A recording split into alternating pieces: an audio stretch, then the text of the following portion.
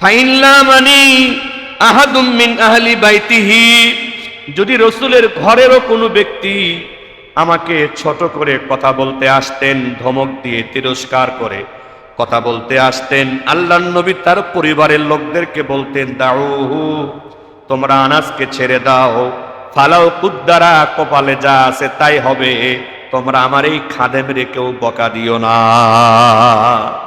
সুবহানাল্লাহি ওয়া বিহামদিহি। নবী করিম সাল্লাল্লাহু আলাইহি সাল্লাম বসে আছেন, নবীজির বুকের উপরে ছোট্ট শিশু হাসান অথবা হুসাইন বসে আছেন। হযরতে আবু লাইলা বর্ণনা করেন, হঠাৎ করে ছোট্ট হাসান অথবা হুসাইন ফিনকি দিয়ে রাসূলের বুকের উপরে পেশাব করতে শুরু করলো। আমরা দাঁড়ায় গেলাম হাসান হুসাইনকে সরিয়ে দেওয়ার জন্য। রাসূলের গা পেশাব দিয়ে ভিজে যাচ্ছে। আল্লাহর নবীর সঙ্গে সঙ্গে আমাদেরকে বললেন, দাও আপনি, তোমরা আমার এই নাতিকে ছেড়ে দাও, লা তুফজিউহু, তোমরা তাকে কেউ ভয় দেখায়ও না যতক্ষণ তার পেশাব করা শেষ না হয়। সুবহানাল্লাহি ওয়া বিহামদিহি। দিক আমার নাতি পেশাব করে আমার পুরা শরীর ভিজিয়ে দিক, তার পেশাব শেষ না হওয়া পর্যন্ত তাকে কেউ আমার বুক থেকে টান দিও না, তারে কেউ ভয় দেখায়ও না। বলেন না সুবহানাল্লাহ। নবী করিম সাল্লাল্লাহু আলাইহি সাল্লাম যখন বাহিরে বের হতেন, ছোট্ট ছোট্ট শিশুরা আল্লাহ রাসূলকে ঘিরে ধরত। ওই সময় নবীজি বিরক্ত হতেন না, রাগ করতেন না।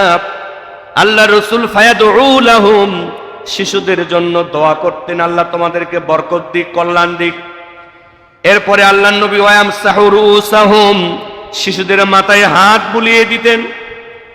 ওয়ায়ুসাল্লামু আলাইহিম, এবং অবাক করে দেওয়ার মতো কথা, আল্লাহর নবী নবী হয়েও নিজে থেকে শিশুদেরকে সালাম দিতেন। সুবহানাল্লাহ। নবীজি শিশুদেরকে সালাম দিতেন। আর আমরা শিশু তো দূরের কথা, বড়দেরকেও সালাম দিতে ইচ্ছা হয় না, ইমাম রে আলেম রেও সালাম দিতে ইচ্ছা হয় না। অথচ দাবি করার বেলায় আমরা আল্লাহর নবীর সব থেকে বড় উম্মত, আমার মতো ভালো উম্মত কি আর আছে? পশু পাখির প্রতি আল্লাহর নবী দয়াশীল ছিলেন। কেমন দয়াশীল? হাদিস শরীফের মধ্যে এসেছে, দাখালা হাইতান লিরাজুলিন মিনাল আনসার, আল্লাহর নবী একজন আনসারী সাহাবীর বাগানের মধ্যে প্রবেশ করলেন। আপনার পালনকর্তার নামে, রবের নামে আপনি পড়েন। এখন নবীজি পড়তে শুরু করেছেন সুবহানাল্লাহ। নবী করিম সাল্লাল্লাহু আলাইহি সাল্লাম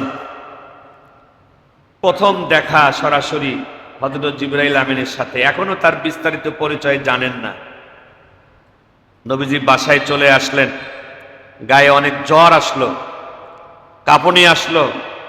আল্লাহ রাসূল তার স্ত্রীকে বললেন, খাদিজা আমাকে চাদর দিয়ে জড়ায় ধরো, কম্বল দাও গায়ে। হযরত খাদিজা সাধ্য অনুযায়ী সেবা করা শুরু করলেন। নবী করিম সাল্লাল্লাহু আলাইহি সাল্লাম বললেন, খাদিজা, আমার মনে একটা ভয় কাজ করতেছে। আসলে আমি কোন পরিস্থিতির সম্মুখীন হচ্ছি এটা আমি এখনো পরিষ্কার না। ভয় কাজ করতেছে আমার ভিতরে, আমার সঙ্গে এমন কেন হচ্ছে? মুসলমান ভাইরে আমার, নবী করিম সাল্লাল্লাহু আলাইহি ওয়াসাল্লামের প্রিয়তমা স্ত্রী হযরতে খাদিজাতুল কুবরা রাদিয়াল্লাহু তাআলা আনহা বিশ্ব নবীকে সান্ত্বনা দিয়ে ডাক দিয়ে বললেন, কাল্লা ওয়াল্লাহি মা ইখজিকাল্লাহু আবাদান, কখনো নয়, আল্লাহর কসম করে আমি বলি, আল্লাহ আপনাকে লাঞ্ছিত করবেন না, বেইজ্জতি করবেন না, আল্লাহ আপনাকে বিপদে ফেলবেন না। আল্লাহি, আল্লাহর কসম করে আমি আবারও বলি, ইন্নাকা লাতাসিলুর রাহিমা, আপনি তো আত্মীয়দের সঙ্গে ভালো ব্যবহার করেন। অতাসদুকুল হাদিস, আপনি তো সত্য কথা বলেন। অতাহমিলুল কাল্লা, আপনি তো অন্য মানুষের বোঝা বহন করে দেন। অতাকসিবুল মাদুমা, আপনি তো নিঃস্ব ব্যক্তিদেরকে সাহায্য করেন, সহযোগিতা করেন। অতাকরিদ দাইফা, আপনি মেহমানদেরকে সম্মান করেন, কদর করেন। অতুইনু আলা নওয়াইবিল হাক্কি, সত্যের পথে চলতে গিয়ে যারা বিপদগ্রস্ত হয় আপনি তো তাদের পাশে দাঁড়ান। আপনার মধ্যে যখন এই সমস্ত গুণ আছে, এই সমস্ত বৈশিষ্ট্য যখন আপনার আছে, আপনি যখন কারো কোনো ক্ষতি করেন না, আপনি যখন কারো কোনো অকল্যাণ করেন না, বরং আপনি যেহেতু আত্মীয় অনাত্মীয় ধনী গরিব সব মানুষের উপকার যেহেতু আপনি করেন, কল্যাণ যেহেতু আপনি করেন, আমি খাদিজা বিশ্বাস করি আপনার মতো কল্যাণকামী উপকারকামী মানুষের কোনো ক্ষতি আল্লাহ করতে পারে না। সুবহানাল্লাহি ওয়া বিহামদিহি। তখনও নবী হিসাবে এখনো পরিষ্কার নয়, কিন্তু হযরত খাদিজা স্ত্রী হিসাবে যেহেতু প্রায় 15 বছর হলো নবীজির সঙ্গে তার সংসার হয়ে গেছে, কি চমৎকার সাক্ষী দিলেন স্ত্রী নিজের স্বামীর ব্যাপারে। আপনি তো আত্মীয়দের সঙ্গে ভালো ব্যবহার করেন, আপনি তো সত্য কথা বলেন, আপনি তো অপরের বোঝা বহন করেন, আপনি তো নিঃস্ব মানুষদেরকে সাহায্য করেন, আপনি তো মেহমানদেরকে সম্মান করেন, আপনি সত্যের পথে চলতে গিয়ে যারা বিপদে পড়ে আপনি তো তাদের সাহায্য করেন। আপনার মতো ব্যক্তির কোনো ক্ষতি আল্লাহ করতে পারেন না। কি চমৎকার সার্টিফিকেট সনদ প্রাণপ্রিয়া স্ত্রীর স্বামীকে দিলেন। আর আমাদের স্ত্রীদের সাথে আমাদের কেমন অবস্থা? অন্য কার সাথে কতটুকু ভালো ব্যবহার করি, অন্য কার কতটুকু উপকার করি, এটা তো পরের কথা, দূরের কথা। আমার ঘরের স্ত্রীটাকেও আপনি আজ পর্যন্ত হক আদায় করে খুশি করতে পারি নাই। স্ত্রী আমাকে অন্যদের ব্যাপারে সার্টিফিকেট দিবে তো পরে। স্ত্রী ভালো করেই জানে আমি কেমন চরিত্রের ব্যক্তি, আমার আচার ব্যবহারটা কেমন। অথচ আল্লাহর নবী বলেছেন খায়রুকুম খায়রুকুম লিআহলিহি, তোমাদের মধ্যে ওই ব্যক্তি ভালো ব্যক্তি, ওই ব্যক্তি উত্তম ব্যক্তি যে ব্যক্তি তার পরিবারের কাছে ভালো। আর আমি নবী হলাম আমার পরিবারের কাছে ভালো। সুবহানাল্লাহ। এজন্য স্ত্রীকে দাসী মনে না করা, স্ত্রীকে বাদী মনে না করা, স্ত্রীকে কেনা গোলাম মনে না করা। স্ত্রী তো আপনার জীবন সঙ্গী, আপনার সুখ দুঃখের সাথী। তার সাথে ওই রকম ইজ্জত সম্মান মহব্বতের সাথে আচার ব্যবহার করা, কথায় কথায় গালি দেওয়া, কথায় কথায় গায়ে হাত তোলা, কথায় কথায় তাকে বেইজ্জতি করা, ছোট করা, এটা ইসলামের শিক্ষা নয়, আল্লাহ রসুলের শিক্ষা নয়। স্ত্রীকে শাসন করার ব্যাপারেও ইসলামের সুন্দর বিধিবিধান আছে, সীমারেখার ভিতরে থেকে। মুসলমান ভাইরে আমার,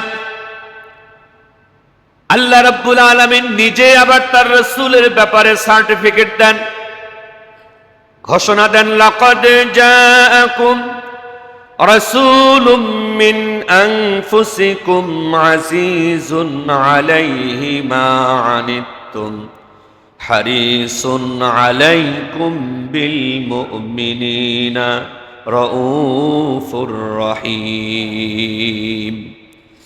আল্লাহ রাব্বুল আলামিন বলেন, শোনো, তোমাদের মধ্যে থেকে তোমাদের জন্য তোমাদের কাছে এমন একজন রাসূল আগমন করেছেন, আজিজুন আলাইহি মা আনিতুম, তিনি তো এমন রাসূল যে রাসূল তোমাদের কোনো কষ্ট দেখলে, দুঃখ দেখলে, তোমাদের দুঃখ কষ্টটা সেই রাসূলের অন্তরকেও দুঃখিত করে, ব্যথিত করে। সুবহানাল্লাহ। যে রাসূল তোমাদের দুঃখ কষ্টকে সহ্য করতে পারেন না, তোমাদের যন্ত্রণা তোমাদের কষ্ট তাকেও কষ্ট দেয়, তাকেও পীড়িত করে। আল্লাহ রাব্বুল আলামিন বলেন, শুধু তাই নয়, হারিসুন আলাইকুম, তিনি তো এমন রাসূল যে রাসূল তোমাদের মঙ্গল কামনা করে। বিল মুমিনিনা রাউফুর রহিম, বিশেষ করে আমার রাসূল এমন রাসূল যে রাসূল তোমাদের ঈমানদারদের প্রতি দয়াশীল, স্নেহশীল, এবং তিনি তোমাদের জন্য করুণাময়। সুবহানাল্লাহ। মুসলমান ভাইরে আমার, আল্লাহর নবী কেমন দয়াশীল ছিলেন, কেমন করুণাশীল ছিলেন, কেমন রহমত ছিলেন, ইতিহাসের বিভিন্ন পাতায় পাতায় আল্লাহর রাসূলের দয়া মায়ার করুণার প্রমাণ পাওয়া যায়। নবী করিম সাল্লাল্লাহু আলাইহি ওয়াসাল্লাম যখন উম্মতদেরকে জাহান্নাম থেকে বাঁচানোর জন্য ইহকালীন দুনিয়া তো শান্তি, পরকালীন জীবনেও চিরস্থায়ী মুক্তির লক্ষ্যে যখন কালেমার দাওয়াত দেওয়া শুরু করলেন, এক আল্লাহর ইবাদতের দাওয়াত দেওয়া শুরু করলেন, মক্কার কাফের লিডারেরা, নেতারা লোভনীয় প্রস্তাব দিয়েছিল, মুহাম্মদ ইসলামকে বাদ দাও, তোমাকে সব থেকে বড় ধনী বানিয়ে দিব। লোভনীয় প্রস্তাব দিয়েছিল, মুহাম্মদ ইসলামকে বাদ দাও, তোমাকে আমরা আমাদের মক্কার নেতা বানিয়ে নিব। ও মুহাম্মদ ইসলামকে বাদ দাও, মক্কার সব থেকে সুন্দর নারী তোমার সঙ্গে আমরা বিবাহ দিয়ে দিব। এই লোভনীয় প্রস্তাবগুলো পায়ে দোলে আল্লাহর রাসূল সরিয়ে দিয়েছেন। যখন লোভ দেখিয়ে বিশ্ব নবীকে ইসলাম থেকে দূরে রাখা যায় নাই, তারা পারে নাই, তখন নবীজির মুরব্বী, নবীজির চাচা ছিলেন হযরতে আবু তালেব। নবীজি দুনিয়াতে আসার আগেই বাবা হারিয়ে এতিম হয়ে গিয়েছিলেন। 6 বছর বয়সে নবীজি মা হারিয়েছিলেন। 8 বছর বয়সে দাদাকে হারিয়েছিলেন। এই চির এতিম সন্তানকে লালন পালন করে ছায়া মায়া মমতা দিয়ে বড় করেছিলেন নবীজির চাচা হযরতে আবু তালেব। তিনিও মক্কার একজন অন্যতম নেতা ছিলেন। আবু জেহেল, আবু লাহাবের মতো বদমাইশ নেতারা লোভ দেখিয়ে যখন বিশ্ব নবীকে ইসলাম থেকে দূরে সরাতে পারল না, তারা হুমকির পথ বেছে নিল, ভয় দেখানোর পথ তারা বেছে নিল। একদল গিয়ে হযরত আবু তালেবের সাথে সাক্ষাৎ করে বলল, আবু তালেব, আপনার ভাতিজা মুহাম্মদ আমাদের সমাজের মধ্যে ভাগ ভাগ করে ফেলতেছে। তার কথা মতো যারা ঈমান গ্রহণ করে মুসলমান হচ্ছে, তাদের সাথে আমাদের মুশরিকদের সম্পর্ক থাকতেছে না। আমরা মূর্তি পূজা করি, তারা আল্লাহর ইবাদতের কথা বলে, ভাগ ভাগ হয়ে যাচ্ছে, আলাদা হয়ে যাচ্ছে, এটা আমরা আর মানতে পারি না। আপনি আপনার ভাতিজা মুহাম্মদকে বলে দিবেন, সে নিজে যদি একা ইসলাম মানতে চায়, একা ইসলাম মানুক, কিন্তু কখনো সে যেন অন্য কাউকে ইসলামের দাওয়াত না দেয়। যদি আপনাকে বলার পরও মুহাম্মদ যদি ইসলামের দাওয়াতটা চালু রাখে, আমরা সবাই মিলে মুহাম্মদকে এই দুনিয়া থেকে পর্যন্ত খতম করে দিতে পারি। নাউযুবিল্লাহ। আমরা কিন্তু তাকে আস্ত রাখবো না, তাকে এই সমাজে, এই এলাকায় থাকতে দেওয়া হবে না, তার জীবন কেড়ে নেওয়া হবে যদি আর সামনে পা বাড়িয়ে ইসলামের কথা সে বলে। যেহেতু ওই 8 বছর বয়স থেকে নবীজিকে আদর স্নেহ দিয়ে হযরত আবু তালেব বড় করেছেন, তখনও তিনি মুসলমান হন নাই, কিন্তু রক্ত নিজের ভাতিজা, ছোট থেকে বড় করেছেন, মায়া মমতা আছে, মোহাব্বত আছে। চিন্তার মধ্যে পড়ে গেলেন, টেনশনের মধ্যে পড়ে গেলেন, হায়রে এতদিন পর্যন্ত যেই ভাতিজার গায়ে আমি একটা কাঁটার আঁচড় লাগতে দেই নাই, আজকে মক্কার বড় বড় লিডারেরা পড়ে গেল, তারা তাকে মেরেও ফেলতে পারে, হত্যাও করে ফেলতে পারে, তার জীবন নাশ করে ফেলতে পারে। টেনশনে, দুশ্চিন্তায় হযরত আবু তালেব মাথা নত করে বসে আছেন। নবীজি আসলেন সাক্ষাতের জন্য। এসে দেখলেন চাচার মাথাটা নত, মনটা খারাপ, কপালের মধ্যে চিন্তার ভাঁজ দেখা যায়। মহব্বতের নজরে ডেকে বললেন, চাচা, আপনার চেহারা দেখে বোঝা যায় বড় দুশ্চিন্তার মধ্যে পড়ে গেছেন আপনি। এমন কি দুশ্চিন্তা আপনার প্রিয় চাচা? একটু বলেন, আমি আমার সাধ্য অনুযায়ী আপনার সেই দুশ্চিন্তা দূর করার চেষ্টা করব। হযরতে আবু তালেব চোখের পানি ছেড়ে ডেকে বলে, ভাতিজারে, সেই 8 বছর বয়স থেকে আজকে তোমার বয়স 40 পার হয়ে গেছে। তোমার আদর স্নেহ মায়া মমতা দিয়ে আমি আগলে রেখেছি, তোমার গায়ে কাটার কোনো আঁচড় লাগতে দেই নাই। ও ও ভাতিজা, আমি যতক্ষণ বেঁচে আছি তোমার গায়ে কেউ হাত দিবে এই দৃশ্য আমি আবু তালেব মানতে পারবো না, সহ্য করতে পারবো না। মক্কার কাফেরেরা বলে গেছে, তুমি যদি আর একদিনও ইসলামের দাওয়াত দাও, ওরা এই দুনিয়া থেকেই তোমাকে খতম করে দিতে পারে, শেষ করে দিতে পারে। তুমি নিজে ইসলাম মানো, অসুবিধা নাই, কিন্তু অন্য কাউকে তুমি ইসলামের দাওয়াত দিও না। এই কথাটা শোনার পর আল্লাহর নবীও চোখের পানি ছেড়ে চাচাকে বুকে জড়িয়ে বললেন, চাচা, আপনি যে আমাকে বাবার আদর স্নেহ দিয়ে বড় করেছেন, আমি এটা অস্বীকার করি না। আপনার অবদান কোনোদিন আমি ভুলতে পারবো না চাচা, কিন্তু আপনি আমাকে যেই কথাটা বললেন কাফেরদের পক্ষ থেকে, আমি স্পষ্ট করে বলে দিতে চাই, আমি আপনাকে ভালোবাসি, মহব্বত করি, শ্রদ্ধা করি, সম্মান করি, কোনো সন্দেহ নাই।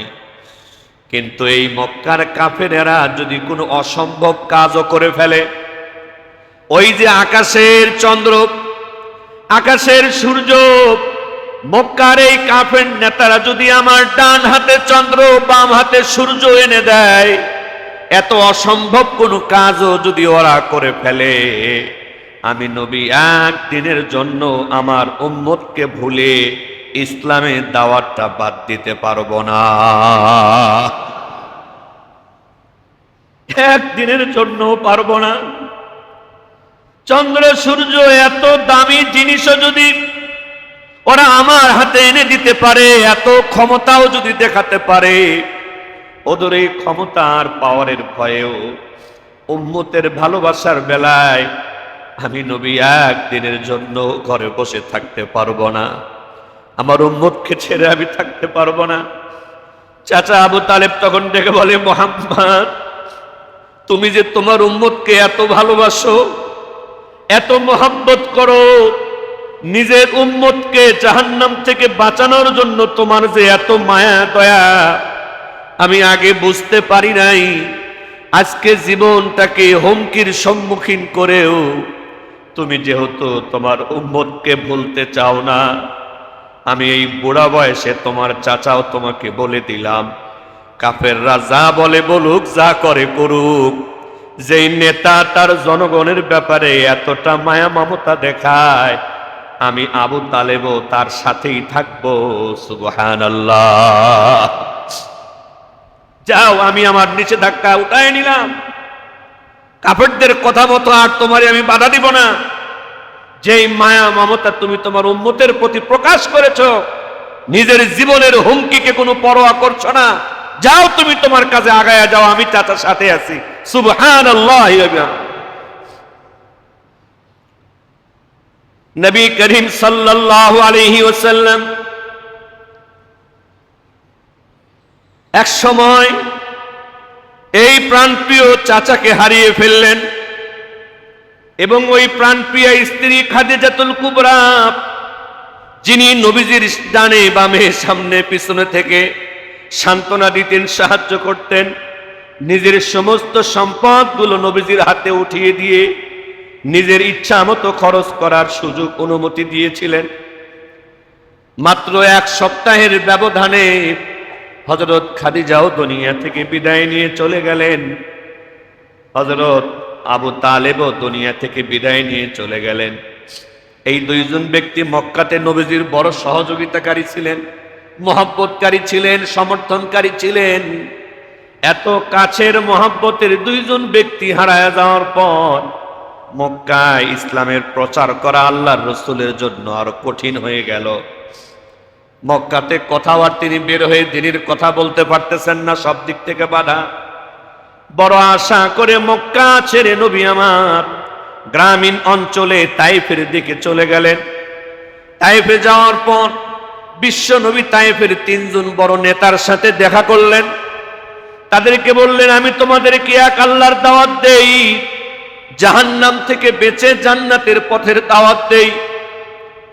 যদি তোমরা আমার দাওয়াতকে কবুল করো ভালো, আলহামদুলিল্লাহ, আর যদি দাওয়াতকে কবুল নাও করো, তোমরা নেতারা অন্তত তাইফে ইসলাম প্রচারে আমাকে কোনো বাধা দিও না। এই তিন নেতার সাথে পরামর্শ করলেন। এই বদমাইশগুলো আল্লাহর রসুলকে টিটকারি করে বলতে থাকলো, মুহাম্মদ, আল্লাহর নবী বানানোর মতো আর কোন লোক মক্কায় পেল না, তোমার মতো ইয়াতিমরে নবী বানাইছে। মক্কায় কি ধনী মানুষের অভাব ছিল? মক্কায় কি নেতা অভাব ছিল? তোমার মতো একজন মিসকিনের নবী বানাইছে, আল্লাহ অন্য কারো কেন বানায় নাই?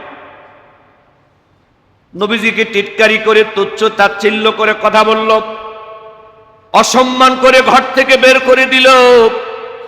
এরপরও আল্লাহর নবী মন খারাপ করে তায়েফ থেকে চলে আসেন নাই। তিনি রাস্তায় রাস্তায় জনপদে ঘরে ঘরে ঘুরে দ্বীনের দাওয়াত দেওয়া শুরু করলেন। এই তিনজন বদমাইশ নেতা তায়েফের যুবকদেরকে ডেকে বলল, শোনো, ওই যে সামনে একজন ব্যক্তি যায়, তার নাম মুহাম্মদ, আমরা তাকে চিনি, সে হলো মক্কার পাগল। এই পাগলটা এখন আমাদের এলাকায় ঢুকেছে। পাগলের সাথে মানুষ কি করে? বিরক্ত করে, টোকা দেয়, ঢেল মারে। তোমরাও একই কাজ করো, এই মুহাম্মদ নামের পাগলকে পাথর মারা শুরু করো, ঢিল মারা শুরু করো, পাগলকে তোমরা তাড়িয়ে দাও। এই তিনজন লিডার বদ নেতার কথা মতো কিছু অবশ শিশুরা, যুবকেরা, কিশোরেরা দয়ার নবী মায়ের নবীর শরীরে বৃষ্টির মতো পাথর মারতে শুরু করলো। নাউজুবিল্লাহ। নবীজির সাথে নবীজির পালক পুত্র হযরত যায়েদ রাদিয়াল্লাহু তাআলা আনহু ছিলেন। যখন সামনে থেকে পাথর আসে, উনি সামনে দাঁড়ায় বুক পেতে দেন। ডান দিক থেকে পাথর আসলে উনি ডান দিকে দাঁড়ায় বুক পেতে দেন। বাম দিক থেকে পাথর আসলে বাম দিকে দাঁড়ায় বুক পেতে দেন। পিছন থেকে আসলে পিছনে দাঁড়ান। নিজেও আহত, ক্ষত বিক্ষত হয়ে গিয়েছেন। অন্যদিকে কিছু ঢেল নবীজির গায়েও লাগতেছিল। মোবারক শরীর থেকে রক্ত বেয়ে বেয়ে জমিনে পড়ে যাবে এমন অবস্থায় আল্লাহর নবী বারবার তার রক্তগুলো মুছতেছিলেন। আসমানের ফেরেশতারা এই দৃশ্য দেখে সহ্য করতে পারতেছিল না। হযরত জিবরাইল আমিন চলে আসলেন, এসে বললেন, আল্লাহর রাসূল, আপনি যদি একটু অনুমতি দিতেন, তায়েফের দুই পাশে দুই পাহাড় আছে, দুইটা পাহাড় চাপা দিয়ে পুরা তায়েফবাসীকে আমরা ধ্বংস করে দিতে পারি। যদি আপনি অনুমতি দেন, বাতাসের ফেরেশতারা, তুফানের ফেরেশতারা পুরা তায়েফকে উঠিয়ে সাগরে নিক্ষেপ করতে পারে। আপনার এই কষ্টের দৃশ্য আমাদের ফেরেশতাদের পক্ষে সহ্য করা সম্ভব নয়। আল্লাহর নবী রক্ত মুছতেছেন আর ডেকে বলতেছেন, আল্লাহুম্মা হাদি কওমি ফাইন্নাহুম লা ইয়ালামুন। ও ফেরেশতা জিবরাইল, এরা আমার চেনে না, জানে না, বুঝে না, এই জন্য এরা আমার আঘাত করে, কষ্ট দেয়। আমি এদের ধ্বংসের অনুমতি দিতে পারি না। বরং আল্লাহর দরবারে রক্ত মাখা হাত উঠিয়ে বিশ্বনবী দোয়া করলেন, আল্লাহুম্মা হাদি কওমি ফাইন্নাহুম লা ইয়ালামুন। ওগো আল্লাহ, আমার এই কওমের লোকেরা, আমার এই এলাকার লোকেরা, এরা বোঝে না, এরা জানে না, আপনি এদেরকে হেদায়েত দান করে দেন। আল্লাহুম্মা হাদি কওমি ফাইন্নাহুম লা ইয়ালামুন। ওগো আল্লাহ, এরা বোঝে না, জানে না, তাই এরা আমারে কষ্ট দেয়। আপনি ধ্বংস করবেন না, বরং আপনি এদেরকে সঠিক পথ দেখায়া দেন। সুবহানাল্লাহি ওয়া বিহামদিহি। মুসলমান ভাইরে আমার, নবী করিম সাল্লাল্লাহু আলাইহি ওয়াসাল্লাম তার আরেকজন প্রাণপ্রিয়া স্ত্রী হযরত আয়েশা সিদ্দিকা তার কাছে শুয়ে আছেন। হঠাৎ করে গভীর রাত্রিতে উঠে বের হয়ে চলে গেলেন। কোথায় গেলেন তিনি বললেন না। হযরতে আয়েশা সিদ্দিকা বলেন, নবীজিকে ঘরের মধ্যে খুঁজে না পেয়ে আমি বের হলাম, কোথায় নবীজি আছেন। আমি হাঁটতে হাঁটতে মদিনার কবরস্থান জান্নাতুল বাকিতে গেলাম। গভীর রাত্রে গিয়ে দেখি আল্লাহর নবীর চোখের পানি ছেড়ে আস্তাগফিরু লিল মুমিনিনা ওয়াল মুমিনাত ওয়াশ-শুহাদা, গভীর রাত্রে আমার পাশ থেকে উঠে গিয়ে আল্লাহর রাসূল মদিনার কবরস্থানে কবরবাসীর পাশে দাঁড়িয়ে মুমিন মুমিনাতের জন্য গুনাহ মাফের দোয়া করতেছেন। সুবহানাল্লাহ। কাঁদতেছেন উম্মতের কবরবাসীদের গুনাহ মাফের জন্য, শহীদদের জন্য তিনি দোয়া করতেছেন, মুমিন মুমিনাতের জন্য তিনি দোয়া করতেছেন। এই জন্য হযরত আয়েশা বলতেন, তোমরা যদি চাও নবীজি কখন জাগ্রত দেখবা, সবসময় জাগ্রত। তিনি কখন যে ঘুমান আর কখন যে জেগে থাকেন বোঝা যায় না। সবসময় একটা পেরেশানি তার মধ্যে কাজ করত। যেমন কোন আসামির বিরুদ্ধে যদি গ্রেফতারি পরোয়ানা জারি হয়ে যায়, ওই আসামি যেমন এক জায়গায় থাকতে পারে না, ঠিক মতো ঘুমাতে পারে না, পালায় পালায় বেড়ায়। আমার নবীর এমন অবস্থা ছিল, উম্মতের টেনশনে, উম্মতের চিন্তায় সব সময় যেন টেনশন আর দুশ্চিন্তায় কাটাতেন। কখন যে ঘুমাতেন আর কখন যে জেগে থাকতেন বোঝা যেত না। সুবহানাল্লাহ। নবীজি শুধু মানুষের প্রতি দয়াশীল ছিলেন এমন নয়, নবীজি সকলের প্রতি দয়াশীল ছিলেন। বিশেষ করে শিশুদের বেলায় আমরা বিরক্ত হয়ে যাই, শিশুদের দুষ্টামি আমরা সহ্য করতে পারি না, অনেক সময় আঘাত করে ফেলি। হাদিস শরীফের মধ্যে এসেছে, নবী করিম সাল্লাল্লাহু আলাইহি সাল্লামের একজন ছোট্ট বয়স থেকে খাদেম ছিলেন হযরতে আনাস রাদিয়াল্লাহু তাআলা আনহু। তিনি বলেন, খাদামতুন নবিয়্যা সাল্লাল্লাহু আলাইহি ওয়াসাল্লাম 10 সিনিনা, 10 বছর আমি আল্লাহ রাসূলের খেদমত করেছি।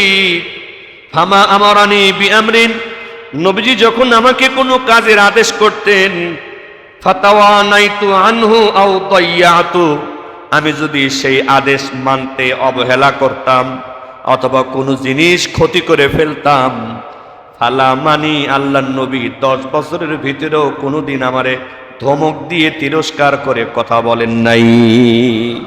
আমি তার খাদেম, তার কাজের লোক ছিলাম, অথচ 10 বছরের ভিতরে কোন ব্যাপারে তিনি আমাকে ধমক দিয়ে তিরস্কার করে কাজের লোক হিসাবে ছোট করে কথা বলেন নাই। বরং এমন অবস্থাও দেখেছি, ফাইল্লা মানি আহাদুম মিন আহলি বাইতিহি, যদি রাসূলের ঘরেরও কোনো ব্যক্তি আমাকে ছোট করে কথা বলতে আসতেন, ধমক দিয়ে তিরস্কার করে কথা বলতে আসতেন, আল্লাহর নবী তার পরিবারের লোকদেরকে বলতেন, দাউহু, তোমরা আনাসকে ছেড়ে দাও, ফালাও কুদ্দারা, কপালে যা আছে তাই হবে, তোমরা আমার এই খাদেমের কেউ বকা দিও না। সুবহানাল্লাহি ওয়া বিহামদি। নবী করিম সাল্লাল্লাহু আলাইহি সাল্লাম বসে আছেন, নবীজির বুকের উপরে ছোট্ট শিশু হাসান অথবা হুসাইন বসে আছেন। হযরতে আবু লাইলা বর্ণনা করেন, হঠাৎ করে ছোট্ট হাসান অথবা হুসাইন ফিনকি দিয়ে রাসূলের বুকের উপরে পেশাব করতে শুরু করলো। আমরা দাঁড়ায় গেলাম হাসান হুসাইনকে সরিয়ে দেওয়ার জন্য। রাসূলের গা পেশাব দিয়ে ভিজে যাচ্ছে। আল্লাহর নবীর সঙ্গে সঙ্গে আমাদেরকে বললেন, দাও আপনি, তোমরা আমার এই নাতিকে ছেড়ে দাও, লা তুফজিউহু, তোমরা তাকে কেউ ভয় দেখায়ও না যতক্ষণ তার পেশাব করা শেষ না হয়। সুবহানাল্লাহি ওয়া বিহামদি। দিক আমার নাতি পেশাব করে আমার পুরা শরীর ভিজিয়ে দিক, তার পেশাব শেষ না হওয়া পর্যন্ত তাকে কেউ আমার বুক থেকে টান দিও না, তারে কেউ ভয় দেখায়ও না। বলেন না সুবহানাল্লাহ। নবী করিম সাল্লাল্লাহু আলাইহি সাল্লাম যখন বাহিরে বের হতেন, ছোট্ট ছোট্ট শিশুরা আল্লাহ রাসূলকে ঘিরে ধরত। ওই সময় নবীজি বিরক্ত হতেন না, রাগ করতেন না। আল্লাহ রাসূল ফায়াদউ লাহুম, শিশুদের জন্য দোয়া করতেন, আল্লাহ তোমাদেরকে বরকত দিক, কল্যাণ দিক। এরপরে আল্লাহর নবী ওয়ায়ামসাহু রুসাহুম, শিশুদের মাথায় হাত বুলিয়ে দিতেন। ওয়ায়ুসাল্লামু আলাইহিম, এবং অবাক করে দেওয়ার মতো কথা, আল্লাহর নবী নবী হয়েও নিজে থেকে শিশুদেরকে সালাম দিতেন। সুবহানাল্লাহ। নবীজি শিশুদেরকে সালাম দিতেন। আর আমরা শিশু তো দূরের কথা, বড়দেরকেও সালাম দিতে ইচ্ছা হয় না, ইমাম রে আলেম রেও সালাম দিতে ইচ্ছা হয় না। অথচ দাবি করার বেলায় আমরা আল্লাহর নবীর সব থেকে বড় উম্মত, আমার মতো ভালো উম্মত কি আর আছে? পশু পাখির প্রতি আল্লাহর নবী দয়াশীল ছিলেন। কেমন দয়াশীল? হাদিস শরীফের মধ্যে এসেছে দাখালা হাইতান লিরাজুলিন মিনাল আনসার, আল্লাহর নবী একজন আনসারী সাহাবীর বাগানের মধ্যে প্রবেশ করলেন। সেখানে গিয়ে আল্লাহর নবী একটা উটকে দেখতে পেলেন। ফালাম্মা রাআ রাসূলুল্লাহ সাল্লাল্লাহু আলাইহি ওয়াসাল্লাম জারজারা ওয়া জারাফাত আইনাহু, নবীজি দেখলেন উটটা নবীজিকে দেখে ফুপিয়ে ফুপিয়ে কাঁদতে শুরু করলো, আর তার চোখ থেকে পানি পড়তে শুরু করলো। উট নবীজিকে দেখে ফুপিয়ে ফুপিয়ে কান্না শুরু করে দিয়েছে, তার চোখ থেকে পানি ঝরছে। আল্লাহর নবী তার উট থেকে নেমে এই উটের পাশে গিয়ে তার গায়ে হাত বুলাতে থাকলেন। উটটা কান্না বন্ধ করে শান্ত হয়ে গেল। আল্লাহর নবী তখন ডাকাডাকি শুরু করলেন, মার রব্বু হাযাল জামাল, এই উটের মালিক কোথায়? তখন ওই মালিক আনসারী সাহাবী আল্লাহর রাসূলের কাছে এসে বললেন, ওগো আল্লাহর নবী, আমি এই উটের মালিক।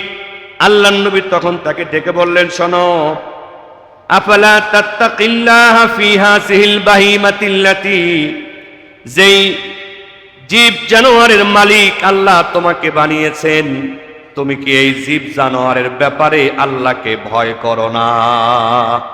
কি হয়েছে? আল্লাহ রাসূল বলে, তোমার এই উট আমার কাছে অভিযোগ করেছে তুমি তাকে দিয়ে অনেক কাজ করাও, কষ্ট দাও, কিন্তু তাকে ঠিক মতো খেতে দাও না। বলেন না সুবহানাল্লাহ। কাজ করো বেশি কিন্তু ঠিক মতো খেতে দাও না, তাকে তুমি অনাহারে রাখো, উট আমার কাছে অভিযোগ করেছে। বলেন না সুবহানাল্লাহ।